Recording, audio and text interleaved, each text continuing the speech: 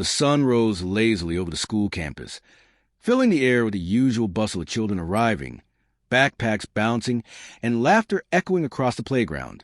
Amidst the ordinary, something unusual was happening at the school gates.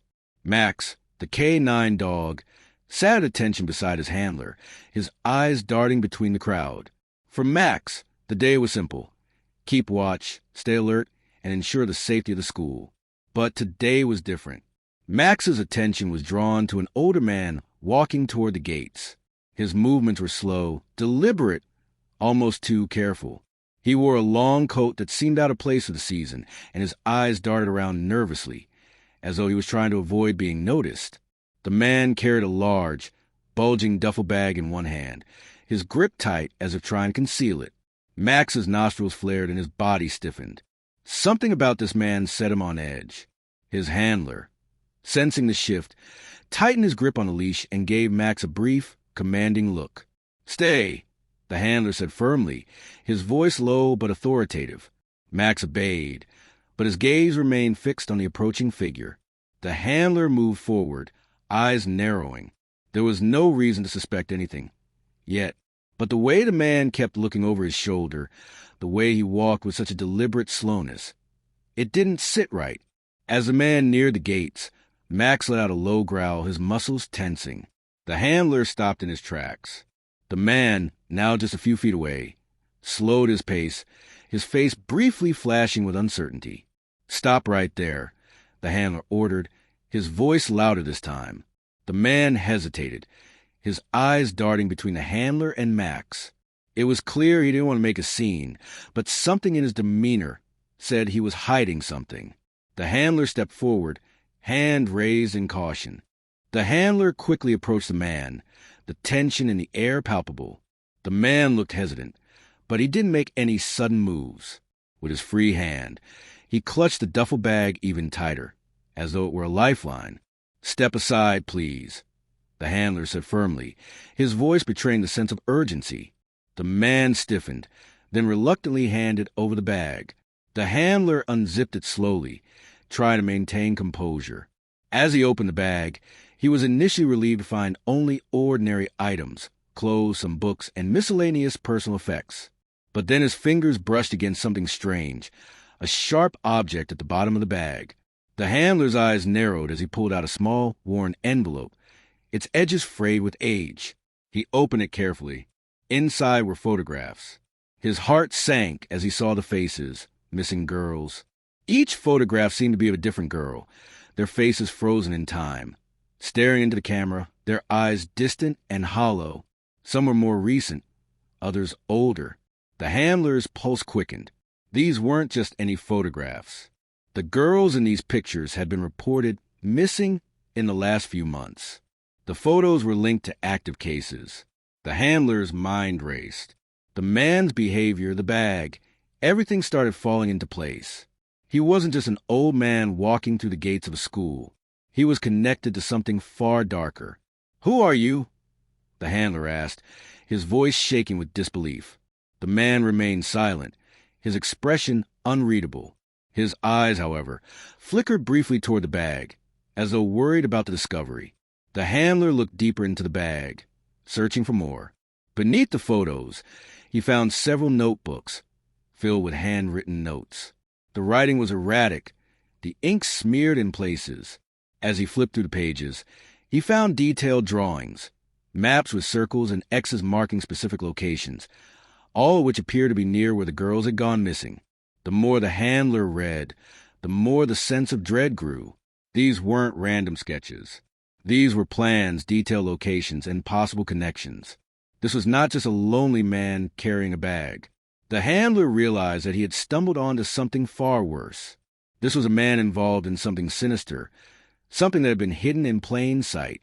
The handler quickly radioed for backup, his hands trembling. He had no idea just how deep this investigation would go, but he knew it had just begun. Within minutes, the school grounds were swarming with law enforcement. The man was placed in handcuffs, his face unreadable as the FBI agents approached. The handler watched them carefully. They knew, as he did, that this was just the beginning. The lead FBI agent, Agent West, stepped forward and immediately took charge. She was calm, composed, and sharp. The handler quickly explained the situation, recounting how Max had alerted him to the suspicious man and how the discovery of the photographs had raised alarm. Agent West nodded, then ordered her team to secure the duffel bag and the photographs. She turned to the handler. "We need to run this man's background. I need to know who he is, where he's been, and what connections he has." The man, still silent, was taken to a nearby police car, where he was placed under arrest. He didn't struggle, but there was something unsettling about his compliance. He knew something the FBI needed to uncover. The team immediately began searching his history, trying to piece together his movements and interactions. The first thing they learned about Richard Collins, the man in custody, was that he had once been a schoolteacher.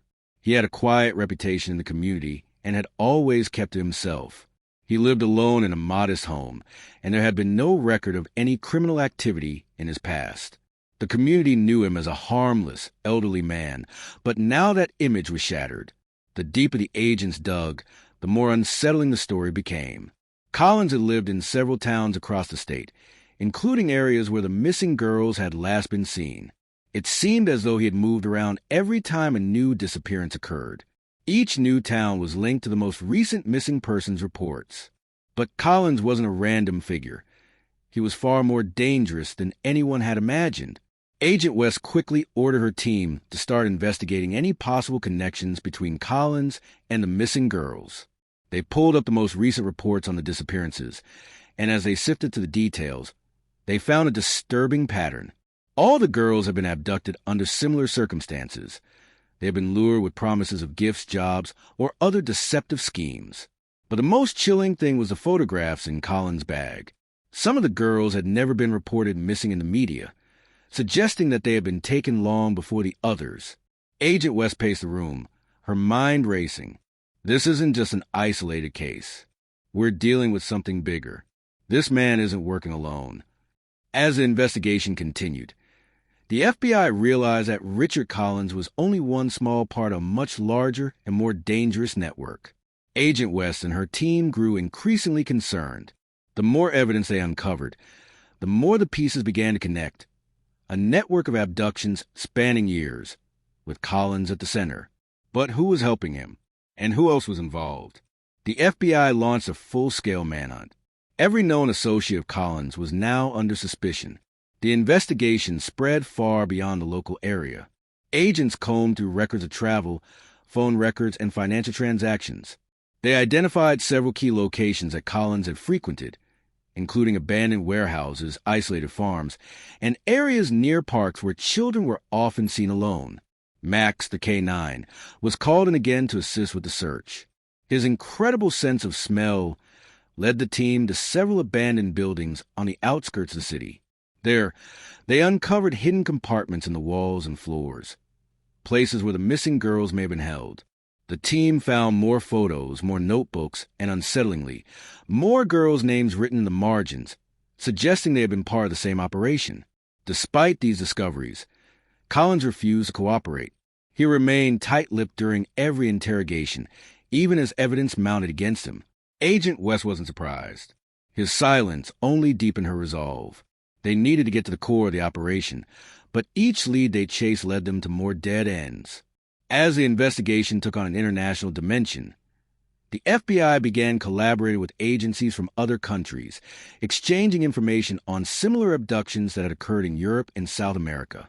Each new connection made the investigation more complex, and reality became clearer.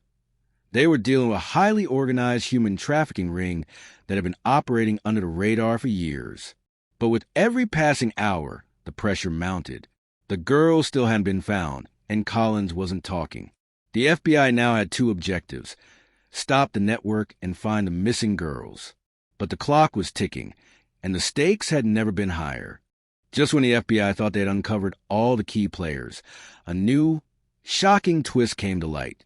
An anonymous tip led them to a hidden recording device found in Collins' personal belongings, a cell phone that had been overlooked earlier. The device contained recordings that no one had expected. Collins speaking to someone on the other end of the line, but this wasn't just any conversation. The voice on the other end was unmistakable. It was Agent West's own partner. The rogue agent, who had been working alongside the FBI, was found to have been feeding information to Collins for months. The revelation sent shockwaves through the investigation team.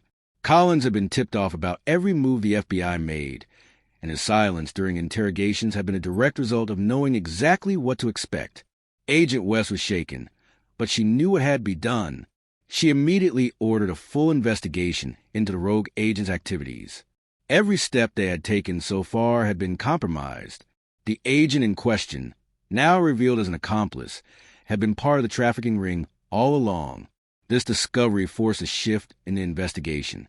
Now, it was a race against time, not just to stop Collins, but to track down the rogue FBI agent and dismantle the entire trafficking operation. As the FBI closed in on the accomplice's last known location, a tense standoff began to unfold. Max, ever loyal, led the team to a secluded location where the rogue agent was believed to be hiding. What they didn't know was that Collins had one last surprise in store. The final confrontation was drawing near, but the truth about the trafficking ring was just beginning to unfold. Would they be able to stop it in time? Would they find the missing girls? Only time would tell.